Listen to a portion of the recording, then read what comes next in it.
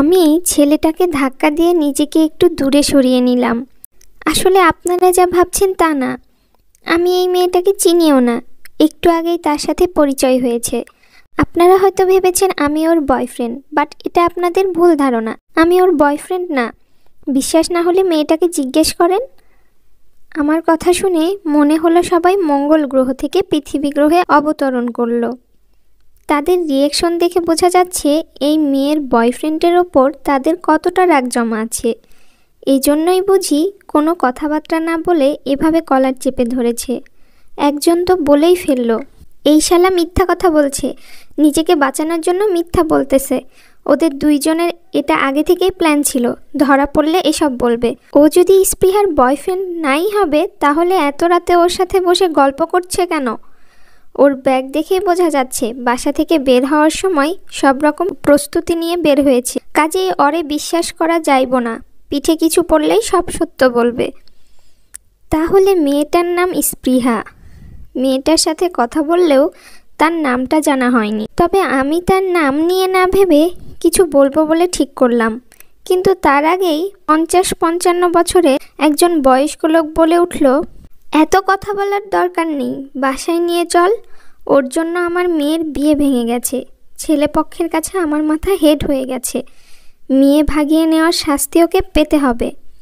আমি আবারও বললাম, আপনাদের ভুল হচ্ছে, আমি সেই ছেলে নই। আপনাদের মেয়েকে জিজ্ঞেস করুন, আমি না হয় বাঁচার জন্য মিথ্যা বলতে পারি, আপনাদের মেয়ে তো আর মিথ্যা বলবে না। তাই ওনাকে জিজ্ঞেস করুন, তাহলেই সব ক্লিয়ার হয়ে যাবে, আপনাদের ভুলটাও ভেঙে যাবে। আমি মেয়েটার দিকে তাকিয়ে দেখলাম সে ভয়ে কাঁপছে। একটা মেয়ে নিজের বাবাকে এতটা ভয় পেতে পারে জানা ছিল না আমার। ভয়ের চোটে এই মেয়েটার মুখ দিয়ে কোনো কথাই বের হচ্ছে না। আমি মেয়েটাকে অনেকবার বলার পরেও সে কোনো কথা বলল না। মেয়েটার বাবাকেও অনেক বোঝালাম, কিন্তু তারা আমার কথাগুলো বিশ্বাস করলো না। তাদের মেয়েকে ভাগিয়ে নিতে চেয়েছিলাম আমি, এটা মনে করেই তারা আমাকে তাদের সাথে নিয়ে গেল। আমারও ক্ষমতা ছিল না এতগুলো লোকের কাছ থেকে নিজেকে ছাড়িয়ে নেওয়ার, তাই বাধ্য হয়েই তাদের সাথে যেতে হলো। অবশ্য একদিক থেকে ভালোই হয়েছে আমার জন্য। এখন অন্তত থাকা খাওয়ার চিন্তাটা আর করতে হবে না। যেখানে যাচ্ছি সেখানে নিশ্চয়ই থাকা খাওয়ার কোনো সমস্যা হবে না। মেয়ের পরিবার দেখে অন্তত এটাই মনে হলো।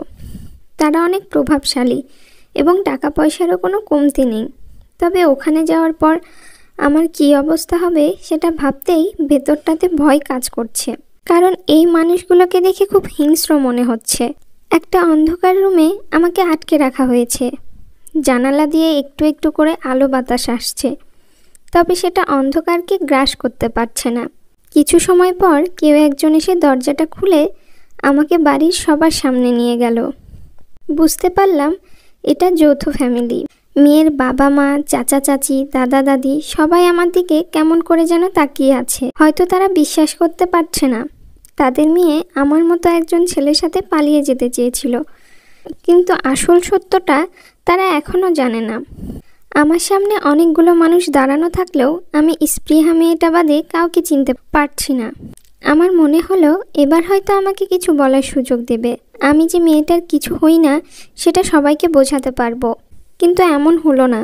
স্পৃহার বাবা আমার দিকে না তাকিয়ে স্পৃহাকে প্রশ্ন করতে লাগলেন। তিনি স্পৃহাকে বললেন, আমার পছন্দ করা ছেলেটাকে বিয়ে না করে এই ছেলেটার সাথে তুমি পালিয়ে যেতে চেয়েছিলে। তোমার পছন্দটা খুব বাজে।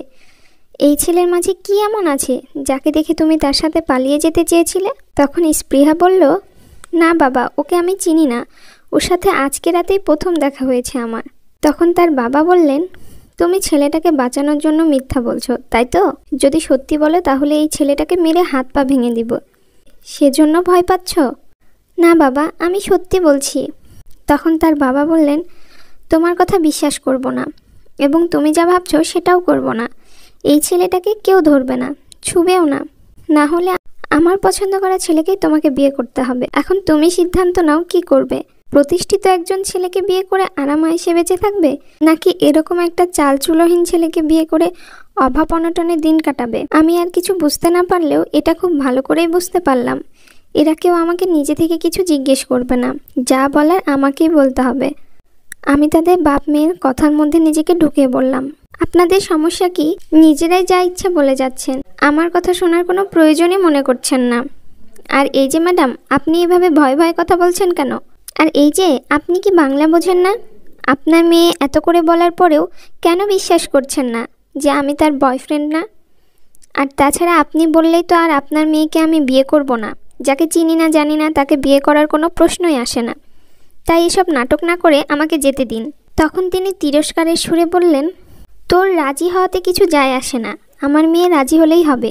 তাকে বেছে নিতে হবে সে কাকে বিয়ে করবে, আমার পছন্দ করা ছেলেকে নাকি তোকে। আমার কথার কোনো গুরুত্বই দিল না কেউ। সবশেষে মেয়েটা বিয়ে করার জন্য আমাকেই বেছে নিল। আমাকে বেছে নেওয়ার কারণটাও আমার মস্তিষ্কে আঁচ করতে পারল না। এখন শুধু একটা কথাই মনে পড়ছে, বিপদ যখন আসে চারিদিক থেকেই আসে। আমি চাইলেও এত এত মানুষকে ফাঁকি দিয়ে এখান থেকে পালাতে পারবো না। পরের দিন বাধ্য হয়েই মেয়েটাকে বিয়ে করতে হলো আমাকে। আমি কখনো ভাবিনি আমার বিয়েটা এভাবে হবে। যে মেয়েটা সম্পর্কে আমি কিছুই জানলাম না তার সাথেই আজ বিয়ে হলো আমার। এটাই বুঝি নিয়তির খেলা। আল্লাহ যা চাইবে সেটার উপরে আমাদের মানুষের কোনো হাত নেই, ভাগ্যের ওপর কারো হাত নেই। সেটার প্রমাণ আমি নিজেই। বিয়ে করার সময় কবুল কথাটা মুখ দিয়ে বের হচ্ছিল না। বলার সময় নিজেকে পৃথিবীর সবচেয়ে অসহায় মানুষ মনে হলো, যার পাশে কেউ নাই, একজন মানুষও নাই যাকে আপন ভাবতে পারি। যার সাথে বিয়ে হচ্ছে সেও তো আপন না। বিয়ে সম্পন্ন হওয়ার পর সবাই চলে গেল, আমাকে আর মেয়েটাকে একটা ঘরে পাঠিয়ে দেওয়া হলো। বুঝলাম এটা আমাদের বাসর ঘর। চারিদিকে কাঁচা রজনীগন্ধার সমাহার, বিছানায় প্রতিটি কোনায় কোনায় গোলাপের সুবাস। কিছুক্ষণ পর এই বিছানাটাতে আমাকে ঘুমাতে হবে, তাও আবার একটা মেয়ের সাথে। এটা যেন বিশ্বাসই হচ্ছিল না। মনে হচ্ছিল কোনো স্বপ্ন দেখছি না তো। কিন্তু না, এটা কোনো স্বপ্ন না, বাস্তবে আমার সাথে এটা হচ্ছে। নিজের বাসরটা এমন হবে কখনো ভাবিনি। মেয়েটা দরজা লাগিয়ে দিয়েই আমার পাশে এসে বসলো আর বলল, আসলে সরি, এমনটা হবে বা কখনো হতে পারে ভাবিনি। আমার দোষ কি বলেন? দোষটা তো আপনারই। আপনিই নিজে থেকে আমার সাথে কথা বলতে এসেছিলেন। আপনি যদি কথা বলতে না আসতেন তাহলে আপনার সাথে আমি কথা বলতাম না, গল্পও করতাম না, আর আপনাকেও এমন অবস্থায় পড়তে হতো না আজকে। যার সাথে বিয়ে ঠিক হয়েছে তার থেকে আপনিই বেটার। লোকটা অনেক বয়স্ক, তাই আপনাকেই বেছে নিয়েছি। আমি মেয়েটার কথা শুনে 420 ভোল্টের একটা শক খেলাম। এত বড় একটা ঘটনা ঘটে যাওয়ার পরেও মেয়েটা কত সহজে সরি বলে দিল।